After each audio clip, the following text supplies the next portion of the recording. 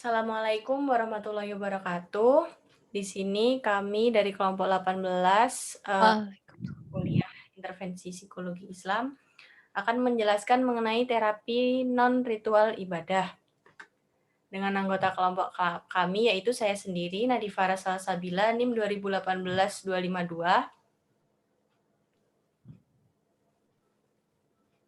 Saya Hana Aulia, NIM 2018-142, dan satu teman kami. dan teman kami Anugrah Madani yang tidak bisa hadir. Langsung pada materi. Yang pertama yaitu penjelasan mengenai psikoterapi Islam. Jadi, psikoterapi Islam yaitu proses terapi Islam dalam penyembuhan melalui pendekatan Islam yang sering disebut dengan istilah istisfa, yaitu penyembuhan terhadap penyakit-penyakit dan gangguan psikis yang didasarkan kepada tuntunan nilai-nilai Al-Quran dan doa.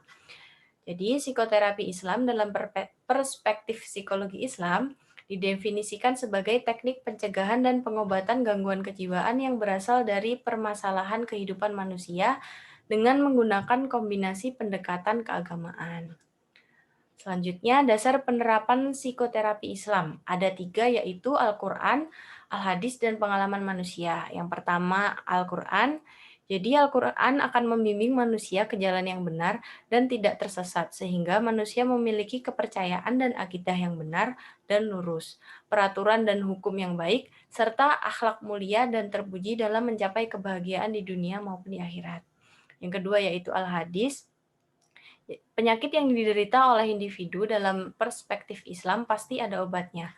Begitupun individu yang mengalami gangguan kejiwaan pasti dapat diobati melalui psikoterapi Islam. Selanjutnya dalam hadis Rasulullah Shallallahu Alaihi Wasallam, beliau bersabda, artinya dari Abu Hurairah Rasul bersabda, tidak diturunkan suatu penyakit kecuali diturunkan juga kesembuhannya, ya maksudnya obatnya. Landasan penerapan psikoterapi berlandaskan sebagaimana terdapat dalam hadis juga, Rasulullah bersabda, perhatikanlah 2 obat penawar ini, yaitu madu dan Al-Quran. Selanjutnya yaitu pengalaman manusia. Pengalaman-pengalaman spiritual yang dialami yang mengantarkan manusia dalam mempertanyakan makna hidup sebenarnya, yaitu untuk beribadah kepada Allah Subhanahu wa taala.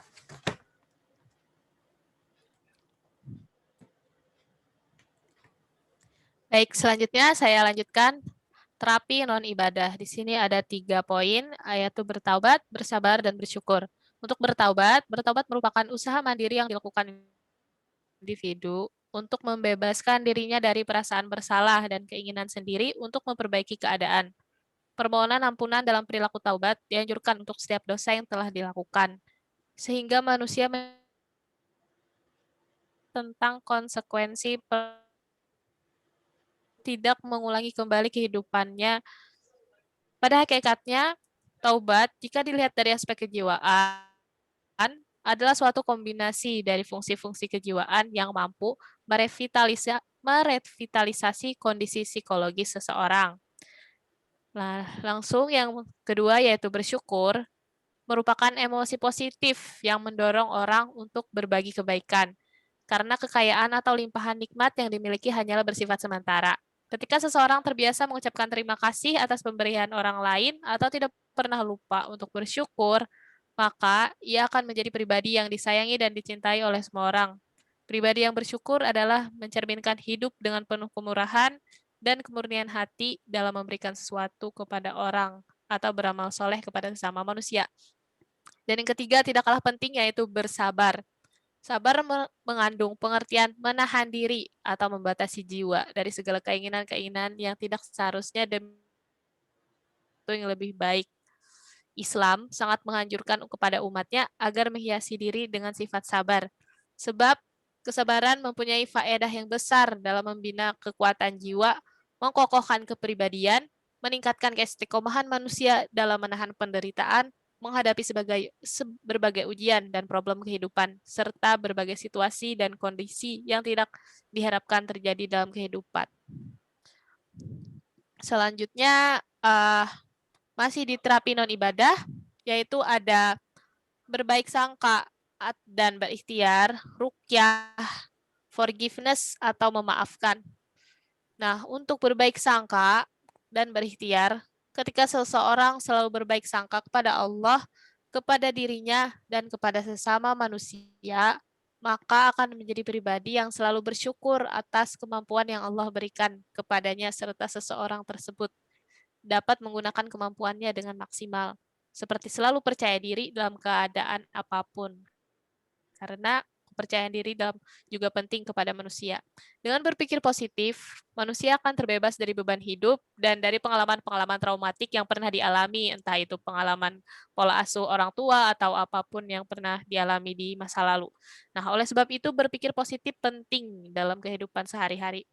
Selanjutnya ada ruqyah. Nah, ruqyah ini merupakan terapi syariah, adalah dengan menggunakan ayat-ayat dalam Al-Quran dengan membaca, mendengarkan secara keseluruhan ataupun sebagian ayat tertentu yang ada hubungannya dengan permasalahan atau gangguan suatu penyakit. Bagi siapa saja yang kondisi jiwanya belum tenang dan belum memperoleh nur ilahiyah, maka akan sulit untuk diajak kembali pada fitrah Rabbnya. Karena jiwa itu dalam keadaan buta, tuli, dan bisu sebagai akibat terlalu banyak kotoran najis, kemungkaran, serta kedurhakaan yang menutupi pendengaran, penglihatan, dan lisah fitrahnya. Maka haruslah orang tersebut mensucikan dirinya dengan melakukan proses terapi ruqyah sebagai salah satu bentuk psikoterapi Islam dengan sempurna untuk penyehatan, pengembangan, dan pemberdayaan jiwa mental. Nah, salah satu caranya tadi yaitu dengan membaca, mendengarkan sebagian ayat. Yang terakhir ada memaafkan atau forgiveness. Pemaafan merupakan seperangkat motivasi untuk mengubah seseorang untuk tidak membalas dendam dan meredakan dorongan untuk memelihara kebencian terhadap pihak yang menyakiti serta meningkatkan dorongan untuk konsiliasi hubungan dengan pihak yang menyakiti. Tidak jauh berbeda dengan definisi yang diungkapkan oleh Luskin, forgiveness adalah suatu perasaan damai yang muncul sebagai pengurang rasa sakit secara pribadi, bertanggung jawab terhadap apa yang dirasakan, dan menjadi pelaku, bukan korban dalam apa yang kita ceritakan. Memaafkan merupakan pengalaman penuh damai dalam peristiwa yang ada. Memaafkan tidak bisa merubah masa lalu, tetapi akan merubah masa depan. Selanjutnya yaitu terapi non-ibadah dengan hasil penelitian. Yang pertama yaitu bertaubat. Dalam jurnal yang berjudul Terapi Tobat pada Gangguan Psikomatik menjelaskan bahwa terdapat perubahan sikap yang terjadi pada aspek kognitif, afektif, dan psikomotorik. Perubahan yang terjadi pada aspek kognitif yaitu penderita akan menyadari penyebab yang dideritanya. Kemudian perubahan pada aspek afektif ialah jiwa merasa tenang, tentram, dan damai karena ia telah menjalani hidup yang sesuai dengan norma agama. Selanjutnya yang terakhir yaitu pada aspek psikomotor, ia akan menjalani perintah agama. Jadi dengan bertaubat, orang tersebut akan secara otomatis menjalani perintah agama dengan cara yang lebih baik sebelum ia melakukan kesalahan tersebut. Selanjutnya bersyukur dalam jurnal yang berjudul Kekuatan Terapi Syukur dalam Membentuk Pribadi yang Altruis dalam perspektif psikologi Qur'ani dan psikologi positif menjelaskan bahwa meskipun dalam situasi krisis sekalipun, orang-orang yang bersyukur memiliki kemampuan menerima semua ketentuan Allah dengan penuh keikhlasan tanpa ada prasangka yang berlebihan. Bahkan di saat situasi seperti itu, orang yang berada pada zona syukur akan selalu terdorong untuk berbagi kenikmatan dan karunia kepada orang yang lebih membutuhkan. Ketika itulah syukur menjadi terapi sufistik untuk menyembuhkan virus-virus egosentrisme. Selanjutnya yaitu bersabar. Dalam jurnal yang berjudul Sabar sebagai Terapi Kesehatan Mental, menjelaskan bahwa sabar mengandung banyak makna atau pengertian.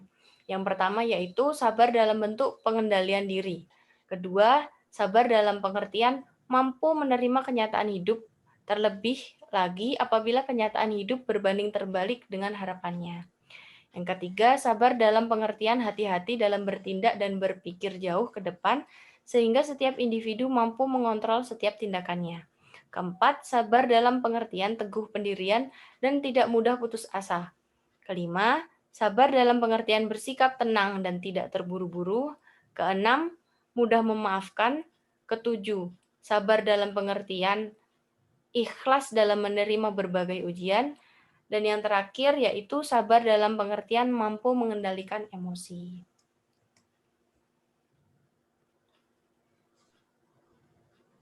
Selanjutnya, terapi non-ibadah dengan